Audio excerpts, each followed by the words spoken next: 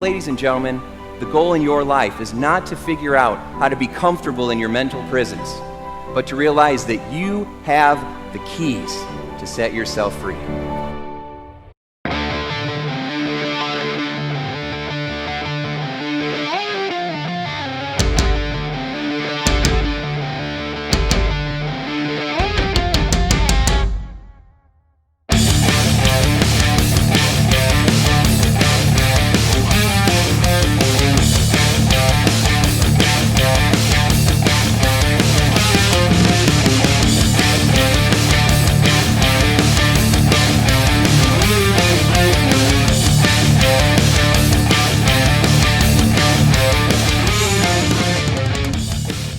Hey everybody, welcome to How to Be Mesmerizing. It's Tim Shurr, and today I have a very exciting guest. Bill Stainton is with us. Bill, welcome to the program. Hey Tim, how are you doing? Great to be here. Oh, thanks so much for being here. So Bill is a pretty extraordinary guy.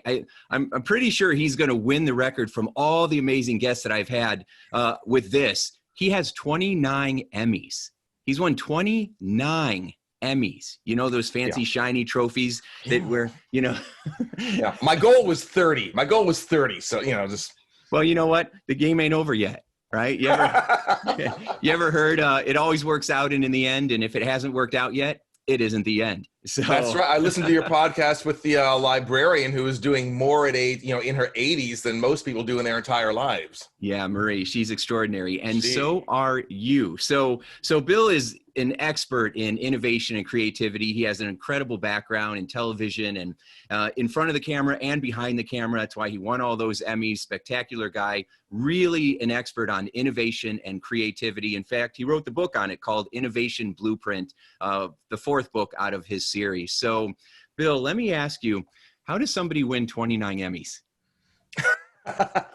Well, you win the first one and then you just keep on going. What was it? I think it was Tony Alessandra on your podcast, whose mom said, the first, the biggest journey, or something about like walk the next inch instead of the next mile, or something like that. Yeah.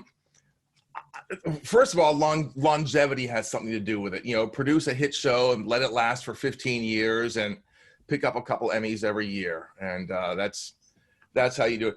I've also won in several categories too. So I've won as a producer, as a writer, and as a performer. So having multiple categories helps a little bit. That is incredible. I mean, that's really incredible that you were able to do that in those three different categories. I mean, those are very, very different categories, and you won in. All right, so you win. So you won. Well, you win. You're the winner in that one very limited context. Perhaps I win. So let me ask you this: where do you put 29 Emmys? Well, I've got a few of them here in my office. I'll tell you, 10 of them. I live in Seattle, and a decade or so ago, we had a somewhat sizable earthquake here, and I lost 10 Emmys. They shattered. It's a really poorly designed statue, the Emmy. I don't know if you can picture an Emmy, but it's the winged person holding up the globe and everything. They're behind you. Yeah, I've got 4 of them behind me. It's a poorly designed statue. The ankles are weak, the wings are weak, and the globe is weak. Like if I were to just like touch one of those, it would shatter like a Fabergé egg. So 10 of my Emmys shattered. So literally, I've got a bag of broken Emmys out in the garage. I always forget, if I'm ever going to write my memoir, that should be the title: A Bag of Broken Emmys, the Bill Stainton story. Oh, I do awesome. Have one in my somebody asked me that once. I specifically have one in my downstairs guest bathroom, because I figured this way: everybody wants to have their "I'd like to thank the Academy" moment, So I figured in the guest bathroom, one, it's private, so they don't have to look like you. They don't have to feel foolish. There's a mirror in there, and there's an Emmy in there. So, anybody who's a guest at my house can have their little "I'd like to thank the Academy" moment. That is brilliant. I love that. That bag of Emmys, which that's a fantastic title, by the way. That bag of Emmys, you just grind it up a little bit more and make it Emmy dust and then sell it. Now, see, this is why you are where you are. I think that's and once I run out of Emmy dust, I can just sell dust. I mean, who's going to know? Who's going to know? Sell it on eBay. They'll buy anything. It's like when you pick your dog up from the crematorium. No, this is definitely Spot. This is Spot. Absolutely. Yeah. Yeah, this is definitely. Yeah. Oh my gosh. All right. Well, let me dig into that creative brain of yours. So you got this show that ran for 15 years, Yeah. which again is so impressive because, the TV industry and that is pretty cutthroat, Brutal. Yeah. Yeah. And so tell me about that a little bit. What was that like for you? It was amazing. I could not have invented a better job for myself. It was a sketch comedy show. It was like very much like Saturday Night Live. Although in the early years, it was more like Saturday Night Live meets David Letterman show, which I know is dating it, but that's that was one of the big things when we were on. And originally, and for most of its run, it was primarily a Seattle-based show, Seattle in the Pacific Northwest. We were syndicated on Comedy Central for 2.5 years, so we got a bit of a national audience. Angelina Jolie was a fan, Tony Shalhoub, some other people like that, Michael Jordan, Nice. Sheryl Crow. They were all. Those are just some of the people who I know personally enjoyed the show. But yeah, it was great. It was a sketch comedy show, and our original host was a guy named Ross Schaefer. We started it just because I happened to, we worked for this TV station in Seattle called King TV, where the woman who ran the place, 93 years old, Dorothy Bullitt, she really believed, and I wish more, this is a thing of the past, but she really believed that we were there to serve the community. And now she always said to me, she said, no, we're going to make a profit while we're doing it. I mean, we're not a charity, but we're going to serve the community. And she liked the idea that we could look at the community in different ways. So there was a documentary unit, there was news, of course, there were things like, but our comedy show was another way of looking at Seattle and its neighborhoods and its people, through a different lens. And somehow we just clicked. Not originally. We were pretty bad originally. Fortunately, we started in 1984, and at that point there were only three networks. I mean, cable was not a thing. Netflix, those didn't exist. So there were only 3 options of things to watch, basically, for all intents and purposes, which meant that we could afford to be bad for a couple of years, and kind of figure out, okay, what is our voice? Who are we really as a TV show? And then once we figured that out, there was just no stopping us until they stopped us. Yeah. Well, 15 years. Yeah, that's a pretty darn good run. So, how did you find your groove then? How did you work it out? Was there a process that you found, or did you just kind of trial and error, or is there something that kind of you now know is a rhythm? Like I met a guy one time who coached Disney actors, right? Yeah. And he said that there was a 3-step process, and I can't remember exactly what it was, but it was something and then something up and then something down, and he had a very specific process. So is there something like that for you? Kind of yes and no. First of all, we had a very small budget, so I couldn't afford to hire writers and performers. So I just had to, hire. I mean, we all did double duty, and I made the conscious decision to hire, instead of hiring performers and then trying to teach them how to write, I figured we're going to live and die on the quality of our writing. So I hired writers and basically forced them to be on television. And so the writing came first, and I tried to hire people who had a wide range of interests.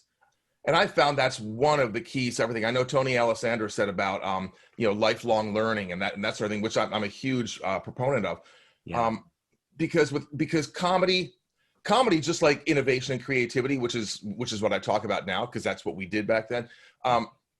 They're not 2 sides of the same coin. It's the same coin. It's the same side of the same coin. And it's all about making connections, connecting dots, seeing 2 different things and connecting them in the way that nobody ever had before. In comedy, it's called the punchline. In creativity, it's called the iPhone. So in order to do that, you have to have a wide range of dots to connect, which means the more you read, the more people you talk to, the more different kinds of things you listen to and watch, the more creative the ideas can be when you make those connections. So I looked for writers who had a broad range of interests. and that was kind of a key component. And then it was just kind of like seeing what works. Like I said, for the first couple of years, we could afford to try ideas and see if they stuck or not. And we went through a couple different formats, different times, different air times, different lengths of the show. We started off as a half-hour show, then went to an hour, then went back to a half an hour. Eventually, we got to be the lead-in for Saturday Night Live. We actually pushed SNL back a half an hour.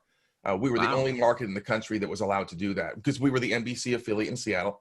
So on Saturday, we were on from 11:30 until midnight, and then SNL came on from midnight until 1:30. Lorne Michaels was not happy about that, but that's the way it was. You pushed back Lorne Michaels. Yeah, we pushed back Lorne Michaels. How about it? Yeah, in fact, when I first met him, that's how I introduced myself. I said, I'm the guy who pushes you back a half an hour in Seattle. And that didn't go over as well as I was hoping it would. But Dan Aykroyd, who was with him at the time, seemed to think it was funny. So, oh, that is funny. Wow. So that's incredible. So there's a couple of really powerful messages that you have just shared that really reinforce what I've learned about innovation. And part of that is you got to have the guts to try. Right? Put it out there, see what happens, make adjustments on the fly, keep moving forward. Also, the quality of the content. You hired writers before actors because the quality of the content is more important than the delivery of it. You've got to make sure that you have good quality content, which is amazing. And then the third thing is that diversity, right? Sometimes people think diversity is just race, culture, different religious backgrounds, but it can also be different interests, right? Some are interested in politics, some are interested in art, some are interested in travel and leisure. And so when you bring different people together, they're going to be able to give you different pieces of the puzzle that form this whole new picture that you might not have been able to get to otherwise. And then, and kind of hand in glove with that about the diversity and different interests are the creative tensions, the creative arguments every single week. Usually in the editing room, there would be arguments that, man, sometimes they almost got violent. Because people, and we'd be arguing about things like, because this is the world of comedy, we'd be arguing over things like which number is funnier, 17 or 19. And we'd spend 20 minutes on that, because, the character has to say a number. Well, which is the funnier number? Or in the editing room, arguing over a frame of an edit. Now, a frame is 1/30th of a second, but that can make a difference. 1/30th of a second can be the difference between a so-so laugh and a huge laugh or no laugh. So there'd be these arguments, and sometimes people would say, well, doesn't that bother you? I mean, you're the boss. Shouldn't you try and stop the arguments? No, because those are creative tensions. I would much rather have my team arguing because they care too much about the end result than just going like, fine, whatever, So it's that kind of, I mean, there is tension in creativity, and it's a good tension. More wisdom, Bill. That's awesome. Yeah, yes. So many people hold themselves back because they want to avoid the conflict, right? They don't want to hash it out. And for you to say, so I guess in some ways it has to be somewhat respectable. It can't get too out of hand, but right. Encourage the rumble. Yeah, that is, you kind of encourage it. But then, you're exactly right, Tim. You do have to kind of monitor it to make sure it doesn't get completely out of hand and become destructive, because sometimes it's a fine line when all of a sudden it crosses over, and it gets destructive when it gets personal. Yeah. But good when distinction. Good yeah, distinction. Exactly. Yeah. So, but when it's about the work, and here's another thing that we learned around the writers' table.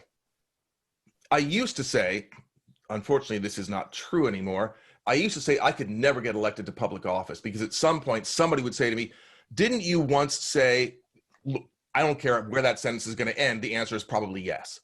Because around a comedy writer's table, the cardinal rule is no censorship of any kind. We said horrible things that you could never say on television because, and here's the thing, you never knew which was what I call the idea that leads to the idea. So somebody would say, I mean, we had, very dark senses of humor anyhow, many of us, So somebody would say something horrible and terrible and which we couldn't use, but then somebody else would say, now hang on a second, Bob, that was, obviously we can't do that, but that one part, that's, what if we, and all of a sudden you've got an Emmy-winning idea. So that's why you don't censor your ideas, especially when you're in that early stage of ideation, early stage of just trying to come up with ideas. So many $1 million ideas are killed in infancy because they don't look like $1 million ideas in infancy. You know, they don't look like that. And so you never take the time to kind of explore them and go, okay, hang on a second. What if, is there something in there? Okay, that's not a good idea, but what if blah, blah, blah, blah, blah. And it may lead nowhere. It may lead to 29 Emmys. You know, you don't know. That's hard you to know, argue we're all victims of that sometimes, you know, because, you know, it's great for me to sit here and say, well, you should not do that. And, you know, you should be open to all the ideas, no matter who they come from and all, you know, all that kind of stuff. Because I think that, like, I'm that kind of person, you know, because we don't think we're the closed-minded people. You know, we all think that we're open-minded. You can ask anybody. You can ask the worst bigot and they'll say, no, I'm very open-minded. No, yeah, because we do, sometimes we don't see our own blinders when we have our blinders on. Can I give you an example? Please. It was 1987, and it was a Saturday day. It was a Saturday, and we were pumped. We were excited because we'd finally gotten a big name to be our guest on the show. Now, back in the mid 80s, Seattle wasn't really known for, you know, there was no Microsoft yet, there was no Amazon, it was just this. It was hard to get good guests because Seattle was this just little lumber town that built airplanes way up in the corner of the country. But we finally gotten a big guest. We gotten Johnny Depp was going to be our guest that night. And we were very excited, very good, because he was just up in Vancouver, BC, just a couple hundred miles north of us, doing 21 Jump Street. And I gave him a call, and we agreed. So anyhow, so he was going to be the guest. So we're excited. Until around 10 or 11 o'clock in the morning, I get a call, and it's Johnny Depp. This is the day of the show, and he cancels on me.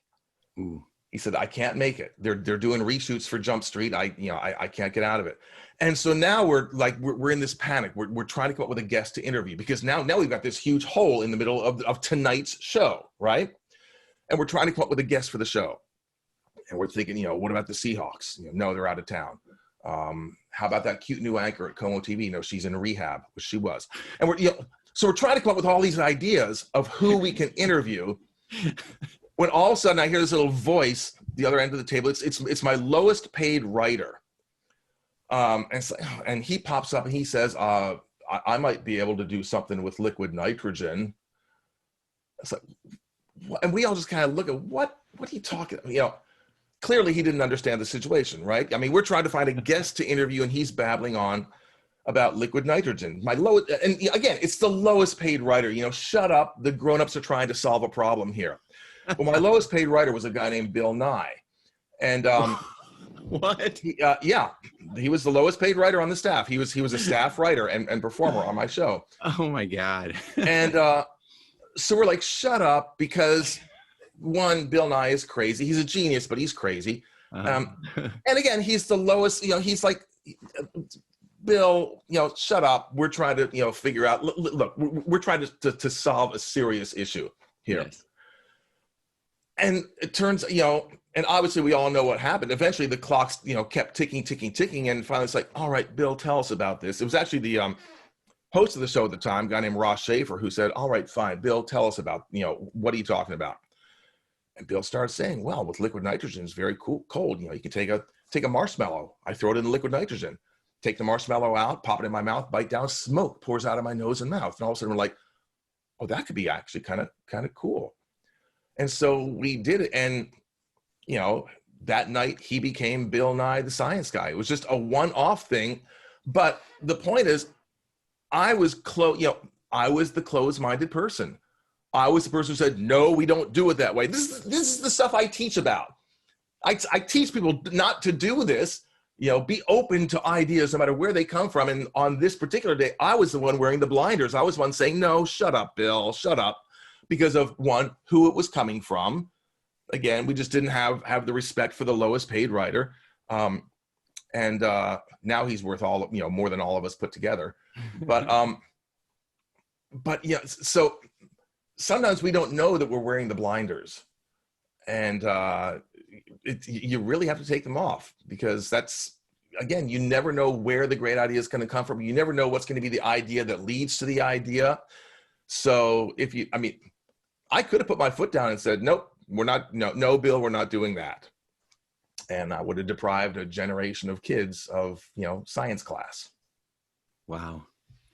Wow, Bill, that is a mesmerizing story. I see what you did there, Tim. Yeah. That really is spectacular. Oh my goodness. Nugget after nugget of amazing earned wisdom. That's what you have, earned wisdom, because you were based on original stupidity. Well, that's where we all start, right? That's true. Well, ignorance at least, yeah. Mm-hmm. Yeah. And so, again, another powerful point. One of the things that I've always respected about comedians is that it gives you a space where it doesn't seem like there's any limits, right? In fact, some comedians, they go there on purpose. That's their shtick, right? Where they're going to say the most rudest, offensive things, and people love it because they're not holding back. And it's like we give you a pass to do that because these ideas are in our unconscious mind. They are our unconscious biases. We can't help that they're there. Right. Even if we would not agree with it ever, these ideas are still in our mind because we have absorbed them from our cultures and our country and our world. And so, when comedians give voice to it, we laugh because we all can at least understand where it came from. And what you're saying is to go there, don't put caps on people and create a place of psychological safety where you can let it all hang out. Yeah. Well, up to a point, of course. I mean, there are things that, you do have to be somewhat judicious, but here it's interesting that you bring up comedians and going to the edge, going to the line. Because we try to do that also, because otherwise, we didn't want to be a boring 50s TV show, and the Andy Griffith Show or something like that. Mm-hmm. So you want to be edgy, but you don't want to go over the line, especially if it's on television. And what we found very quickly was, first of all, the only way to know where the line is to cross it, and then the universe will tell you. Mm-hmm. Or the viewers will tell you, or whatever, because because the line keeps moving, week by week, day by day, sometimes hour by hour, minute by minute. We've certainly been seeing that the line keeps moving, and the only way to know where it is to cross it and get that and get that feedback. And your line might be different than my line, depending on the topic. Also, I got calls. Our work week was Tuesday through Saturday. Saturday was a long day, and then we brought the live studio audience in on Saturday, and we taped the show on Saturday night, and then took Sunday and Monday off. Tuesday, most of my morning after our pitch meeting on Tuesday was spent fielding phone calls from people who were offended by something we did, 2 days earlier on Saturday. Mm-hmm. And sometimes it was the most idiotic things. Mm-hmm. But to them, it was so important. And my stock line used to be, well, I'm sorry you felt that way. My guess is that something that you laughed at hurt somebody else's feelings. And, there's 7 billion of us on the planet. We're all going to get our feelings hurt sometime. This week, it was your turn, but that's kind of the price of playing. Mm-hmm. Otherwise you can be a hermit or be stuck inside like we all are right now. But that's kind of the price of playing. That's not to excuse genuinely hurtful, talk and insightful things. Inciting things, not insightful, inciting things. And again, we're all trying to kind of weigh where is that line now between what you can say and what you can't say. It becomes really difficult, and it's really difficult in the world of comedy because, again, in comedy, part of the thing is you're supposed to be able to say what everybody else is thinking, but if you get it the slightest bit wrong in this environment, then you're history. Oh, you're gonna know. Yeah. You get instant feedback. Yeah. I'm so glad there wasn't any social media when we were doing our show. I just had to deal with phone calls, not tweet storms or. Oh my goodness. Yes. Well, I really respect the answer that you gave because you're right. Sometimes, we have to be careful of our assumptions.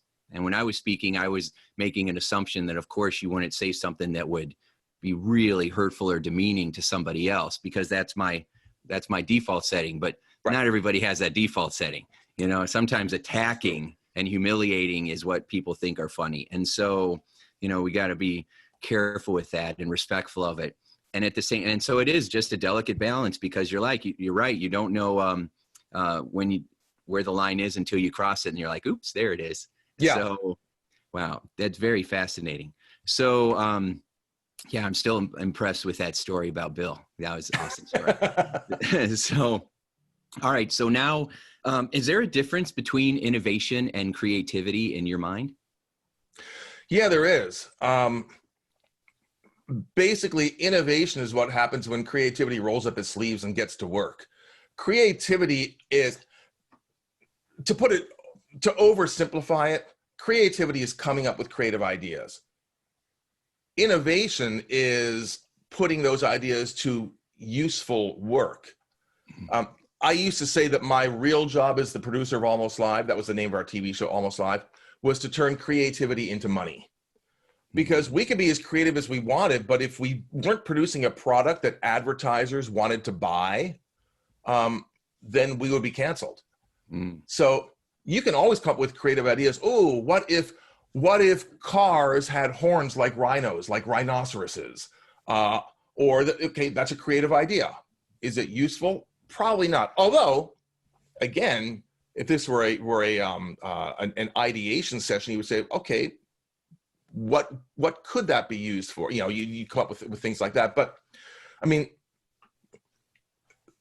creative ideas are worthless. Innovative ideas are priceless. So creativity again is just coming up with the ideas. Innovation is actually applying them in a way that makes life better, makes a profit, that sort of thing. Oh, that's really good. So creativity is a crucial part of innovation, but sometimes people just stop with the creativity. We've all heard of people have like all these great ideas, and then they see Steve Jobs invent it, or Jeff Bezos come up with it or something, and say, well, that was my idea. Yeah, but you didn't do anything with it. Yeah. You had the creative idea, but creativity only gets you so far. Creativity is the first step. Then you have to roll up your sleeves and do all the things with the ideas, like test them, evaluate them, rate them, hierarchy, and then actually go into production with whatever it is. Wow. Yeah, that's a really excellent distinction between the two, because you can have a lot of creative ideas, but if you don't do anything with them, and that's probably why a lot of times people have partners, right, in partnership, because one is really creative and the other's the doer. Yeah. In fact, I used to own a company which produced humorous corporate training videos back when that was a thing. Mm-hmm. And our model was kind of like something that John Cleese, one of the founders of Monty Python, did with a company called Video Arts. Well, we kind of did that with a comedian named Harry Anderson, who had a couple TV shows. Mm-hmm. And my partner and I used to say, I had a business partner. I used to say he could not do the business without me, because I did the writing and the producing and the directing and all that kind of stuff. But I wouldn't have done the business with him, because I was thinking the other day, some people talk about, ready, aim, fire. My friend Jane Atkinson, that's kind of her philosophy when she coaches speakers. She takes them through this 3-part process: ready, aim, fire. My partner Dave had the same thing: ready, aim, fire, except he didn't have the ready or the aim part.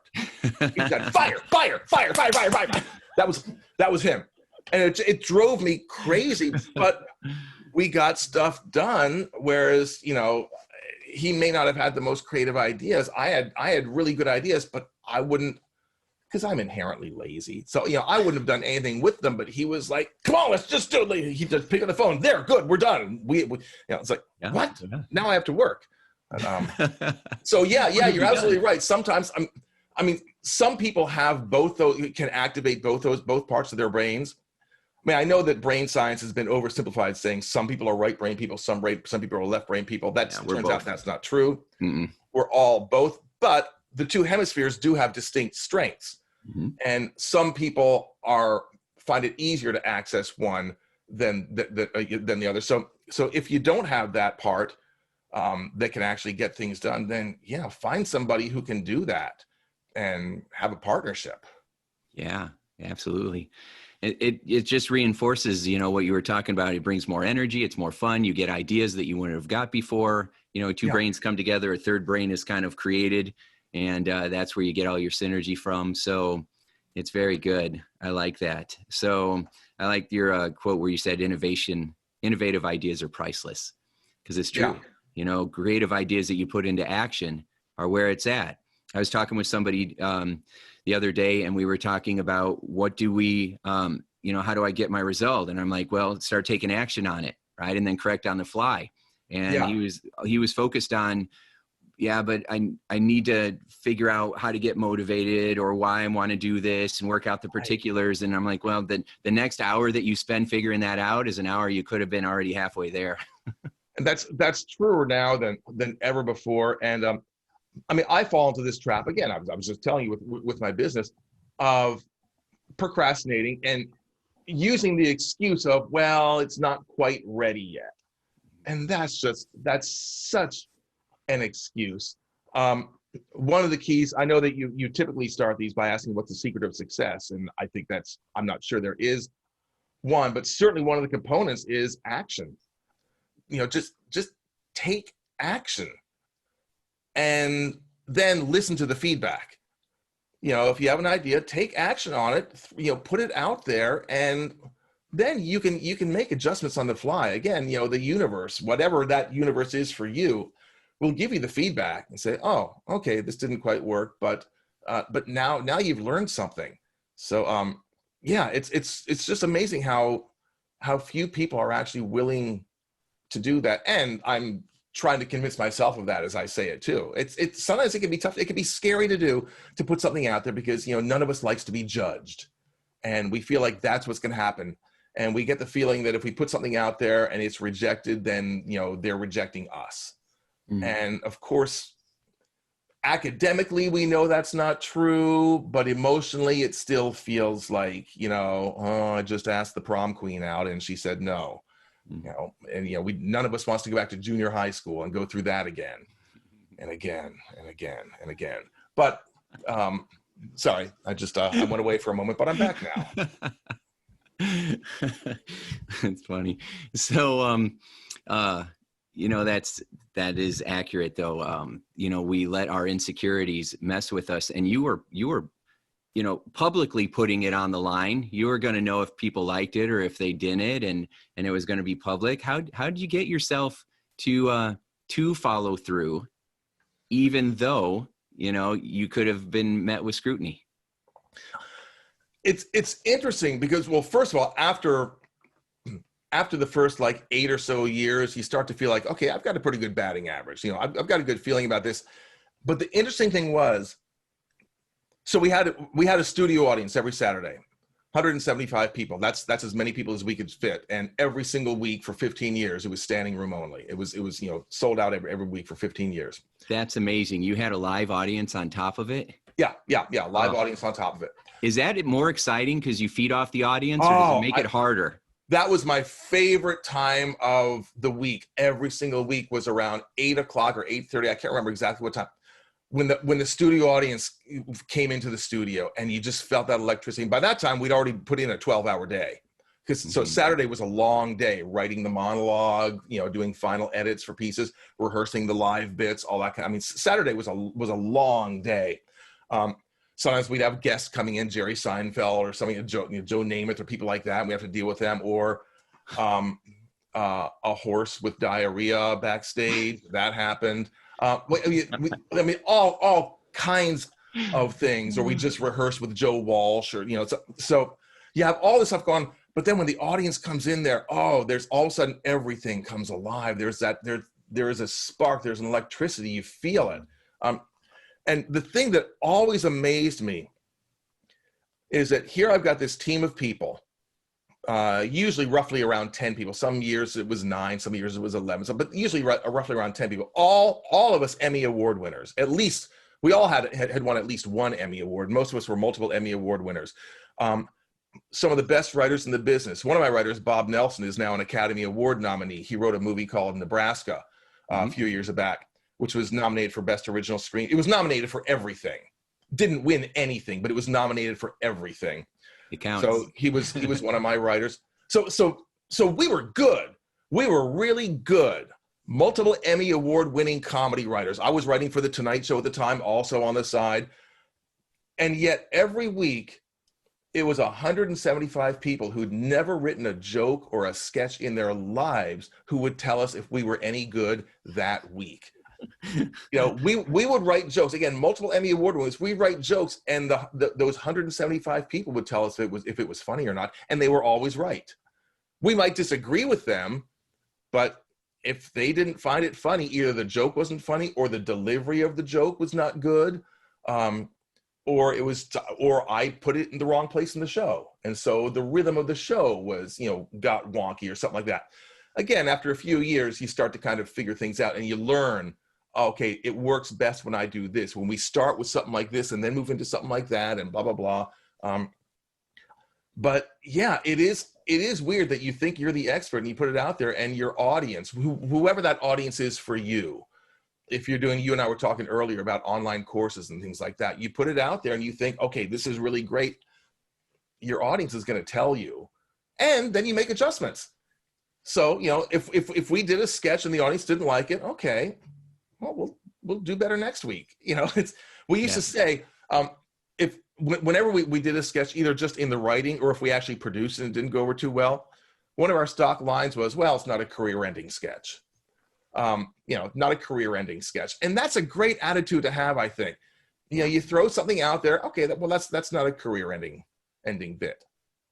Hopefully. I mean, there are career-ending bits. We've seen various people end their careers, but if you put a course out there or you write a book that doesn't sell well or something like that, so write another one. That's what you do. I live by the motto that there is no failure, only feedback. Just get the feedback. Oh, that's good. Yeah. And that's good. Just get that and keep on going. And then how you put it in perspective, it's not a career ending thing. We've got next Saturday. No matter what happens this week, next Saturday's coming. Exactly. We've got next Saturday. And also a lot of the criticism. Tell me again the name of the librarian who you talked to recently. Marie. Marie Albertson. Yeah. Yeah, she told the story on your show about the when she did the triathlon with her son, I think it was. Yeah.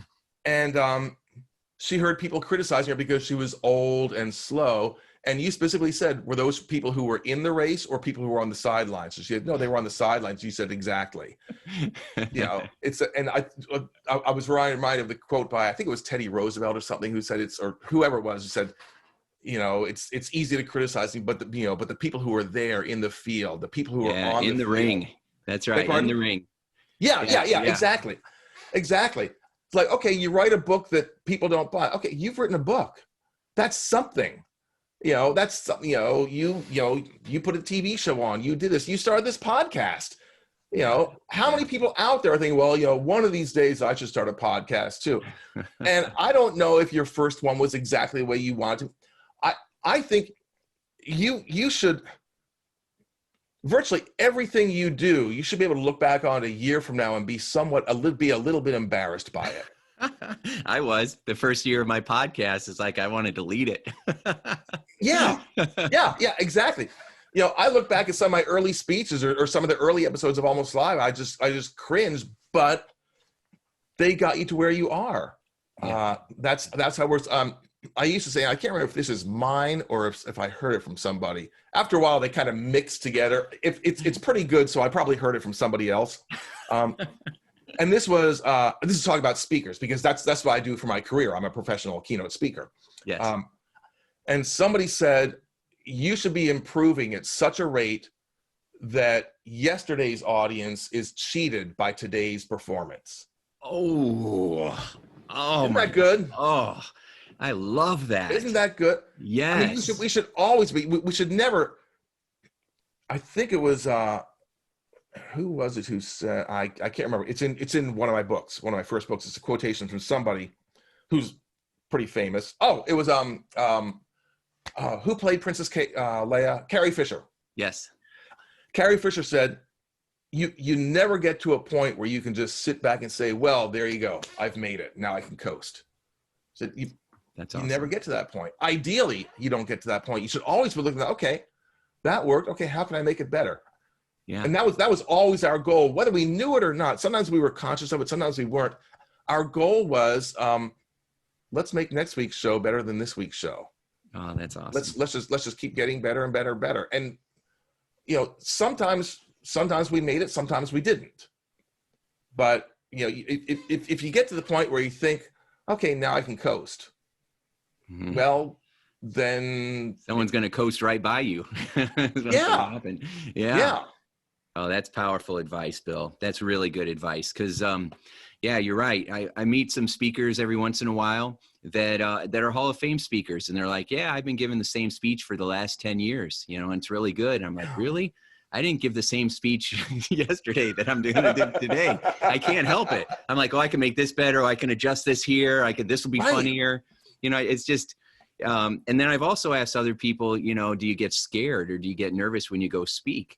And I've heard the best speakers say, the ones that are really, really good, they say, I don't get scared, but I get excited. I get nervous because it matters. If you don't get nervous anymore, then it doesn't matter to you anymore. And that's a shame. And I thought, that's kind of what I think. And then you hear somebody like Scott Stratton, who's a brilliant speaker, said, no, I don't get nervous anymore. But I do. There is an energy there. And sometimes, and it seems weird because we're almost like talking in past tense now, because, as I'm talking, I'm thinking about, being introduced and walking on stage in front of a group of people, because that used to be a thing. Yeah. And sometimes I'd be more nervous than others, and it had nothing to do with the importance of the occasion or how many people. I could be perfectly at ease, talking to 5,000 people. And all of a sudden, one day, like talking in front of 200, there's a nervous energy for some reason. And I couldn't, I never quite figured out why. And, so when they're introducing you, you just wish they were introducing somebody else and you could just sit back and watch the show. But I finally realized all that is, it's just energy. And I tell this with other speakers, it's energy. Yeah. And it's good to have that energy. What you have to do is figure out, okay, how do you channel that energy then? Channel it into your opening, channel it into your energy.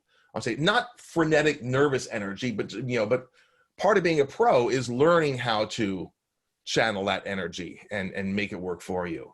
But I always want to at least have some kind of feeling. Now that said, when I think about Scott Stratton, I think about like when you're flying in an airplane, because that used to be a thing also. You don't want your pilot feeling nervous before every landing. You kind of want to feel like, okay, he's been there before. He or she has been there before. They've done this. But every now and then, if you have a strong crosswind, then it is okay. My analogy is kind of going off the rails now. I like it. You're right. I mean, when you've done something enough times, you have a level of mastery or experience where you're going to deliver because you've put the work in. So you don't need to be nervous about that. I think the only time I ever got nervous, there's usually two reasons. One, it was because I had new material and I was just trying to remember, all the new things and keep it all in your head, because usually you can't pull out notes in the middle of it.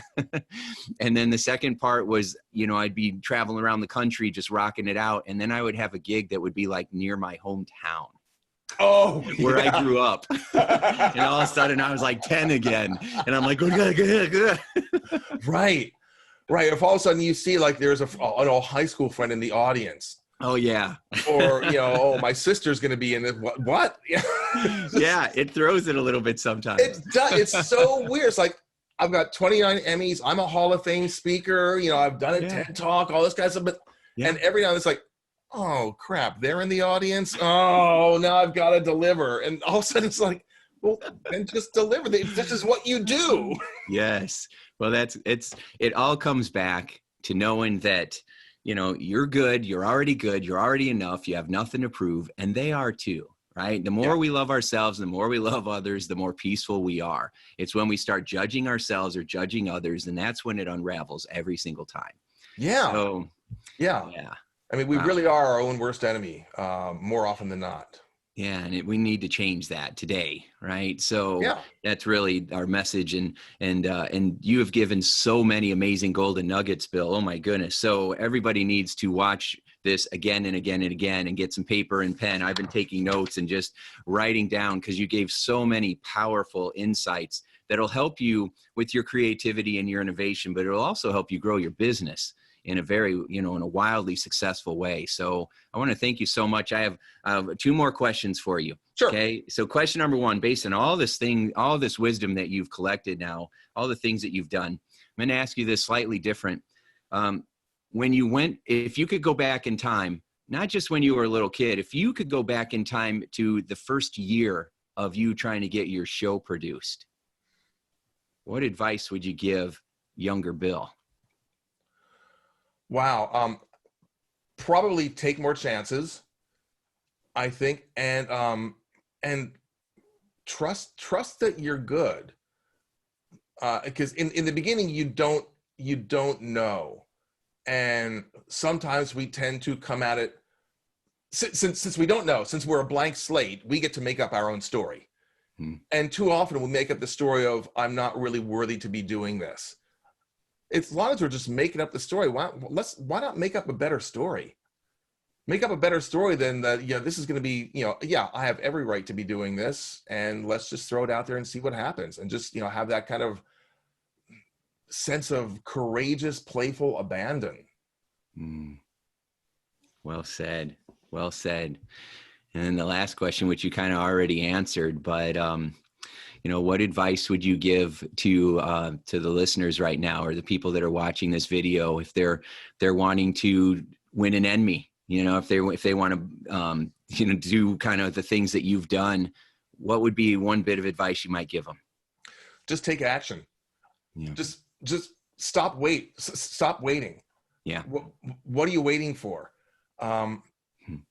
We just, at some point we just produce, we had the idea, let's make this show, let's produce it, let's put it out there. It could have stayed just in the idea stage and never gotten on the air. So you put it on the air and it wasn't very good at first. It had its moments, but as a whole show, it didn't really gel, and fine. So what?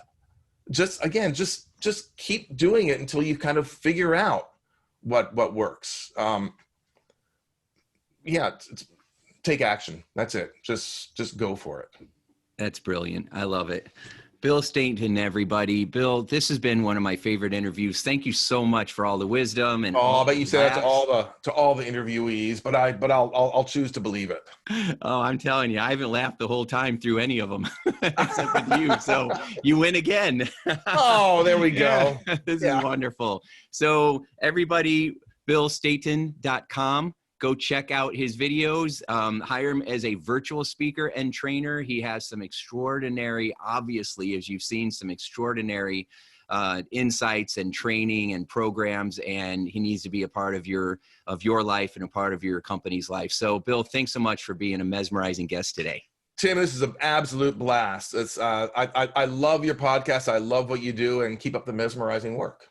Hey, would you like more free tips on how to be a mesmerizing leader? Then check out mesmerizingleadership.com, and also hang out with me on Facebook, facebook.com/Tim Shurr. Thanks so much, and make your day a sure success. Hey, it's Tim Shurr. Would you like to learn my best secrets for how to be mesmerizing? Then head over to www.survivingtothriving.me. That's www.survivingtothriving.me. I'll see you there.